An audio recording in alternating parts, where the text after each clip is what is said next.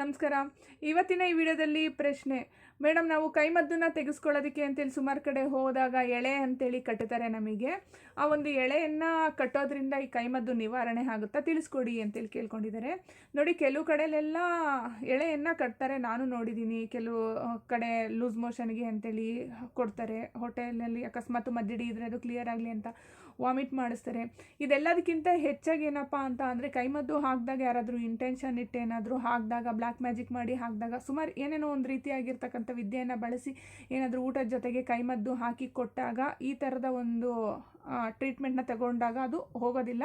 ಬರೀ ಕೈಮದ್ದೇನಾದರೂ ಹಾಕಿದರೆ ಮಾತ್ರ ಹೋಗುತ್ತೆ ಅಷ್ಟೇ. ಎಳೆ ಕಟ್ಟಿದಾಗಲಿ ಅಥವಾ ನೀವೆಲ್ಲ ಹೋಗಿ ವಾಮಿಟ್ ಮಾಡಿಸ್ಕೊಂಡ್ರೆ ಆ ಥರ ಒಂದು ಸಂದರ್ಭಗಳಲ್ಲಿ ಬರೀ ಕೈಮದ್ದಿದ್ದರೆ ಮಾತ್ರ ಹೋಗುತ್ತೆ.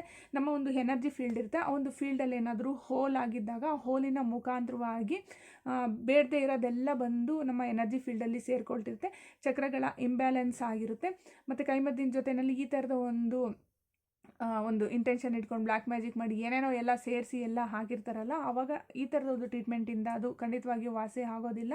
ಬರೀ ಕೈಮದ್ದು ಹಾಕಿದ್ರೆ ಮಾತ್ರ ಅಷ್ಟೇ ವಾಸಿ ಆಗುತ್ತೆ. ಸುಮಾರು ಕಡೆ ಎಲ್ಲ ನೀವು ನೋಡಿರ್ಬೋದು, ಈಗ ಬರೀ ಕೈಮದ್ದು ಹಾಕಿರ್ತಕ್ಕಂಥವ್ರಿಗೆ ಬೇಗ ಹುಷಾರಾಗುತ್ತೆ, ಆಗದೇ ಇದ್ದಂಥವ್ರಿಗೆ ಬೇಗ ಹುಷಾರು ಆಗೋದೇ ಇಲ್ಲ. ಅದು ಒಂದು ಏನಾಗುತ್ತೆ ಅಂದರೆ, ಈಗ ಇಷ್ಟಿರೋವಂಥ ಹೋಲು ಇಷ್ಟು ದೊಡ್ಡದಾಗಿ ಬೆಳೀತಾ ಬೆಳೀತಾ ಬೆಳೆದ ಅದರೊಳಗಡೆ ಬೇಡದೇ ಇರೋದೆಲ್ಲ ಬಂದು ಸೇರ್ಕೊಳ್ಳೋದಕ್ಕೆ ಶುರು ಆಗುತ್ತೆ.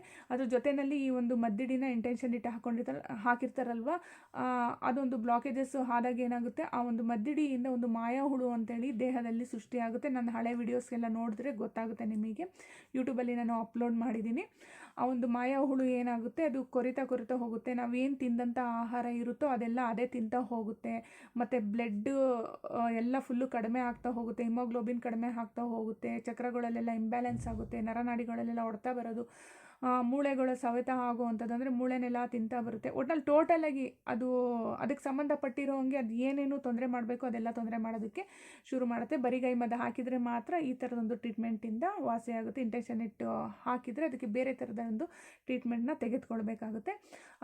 ಎಲ್ಲದಕ್ಕಿಂತ ಹೆಚ್ಚಾಗಿ ಏನು ಅಂದರೆ, ನನಗೆ ಗೊತ್ತಿರೋ ಪ್ರಕಾರವಾಗಿ ಆಂಜನೇಯ ಸ್ವಾಮಿಯ ಆರಾಧನೆಯನ್ನು ಜಾಸ್ತಿ ಮಾಡ್ತಾ ಇರಬೇಕು. ಮತ್ತು ಅದ್ರ ಜೊತೆಯಲ್ಲಿ ನಾವು ಮೆಂಟಲಿ ಸ್ಟ್ರಾಂಗ್ ಆಗಿರಬೇಕು. ಕೆಲವೊಬ್ಬರಿಗೆ ಎಷ್ಟೇ ಸ್ಟ್ರಾಂಗ್ ಆಗಿದ್ರೂ ಕೂಡ ಈ ಥರದ ಅಟ್ಯಾಕ್ ಆಗುವಂಥ ಚಾನ್ಸಸ್ ಇರುತ್ತೆ. ಆದ್ರೂ ಕೂಡ ಕೆಲವು ಟೈಮಲ್ಲೆಲ್ಲ ನಮಗೆ ಗೊತ್ತಾಗುತ್ತೆ, ಸಿಕ್ಸ್ತ್ ಸೆನ್ಸ್ ಪ್ರಕಾರವಾಗಿ ನಾವು ತುಂಬ ಸ್ಟ್ರಾಂಗ್ ಇರ್ತೀವಿ. ಯಾರೋ ಏನೋ ಒಂದು ಸಮಸ್ಯೆ ಮಾಡ್ತಿದ್ದಾರೆ ಅಂತ ತಿಳ್ಕೊಳ್ಳಿ, ಇಲ್ಲ ಅಕಸ್ಮಾತ್ ಆ ಕ್ಷಣದಲ್ಲೇ ಯಾರೋ ಒಬ್ಬರು ಊಟ ಕೊಡ್ತಿದ್ದಾರೆ ಅಂತ ತಿಳ್ಕೊಳ್ಳಿ, ಅದು ಮದ್ದಿಡಿಯನ್ನು ಹಾಕಿ ನಿಮಗೆ ಸೆನ್ಸು ಗೊತ್ತಾಗುತ್ತೆ. ಏನೋ ಎಲ್ಲೋ ಬಟ್ಟೆ ತಗೊಳ್ದಂಗೆ, ಯಾರೋ ಹೇಳ್ದಂಗೆ ನಮಗೆ, ಇಲ್ಲ ನಮ್ಗೆ ಮನಸ್ಸೇ ಬರೋದಿಲ್ಲ ಅದನ್ನು ಊಟ ಮಾಡೋದಕ್ಕೆ ಅಂಥೇಳಿ, ಆ ಥರ ಒಂದು ಸೂಚನೆಗಳು ಕೊಡ್ತಾ ಹೋಗುತ್ತೆ. ನಾವು ಆದಷ್ಟು ಮೈಂಡ್ ಸ್ಟ್ರಾಂಗಾಗಿ ಇಟ್ಕೊಂಡ್ರೆ ಇನ್ನೂ ಬೆಟರು ಅಂತೇಳಿ ಅನಿಸುತ್ತೆ. ಮತ್ತು ಇದ್ರ ಜೊತೆಯಲ್ಲಿ ನಾನು ಕೆಲವೊಂದು ಮೆಥಡನ್ನು ಹೇಳ್ಕೊಟ್ಟಿದ್ದೀನಿ.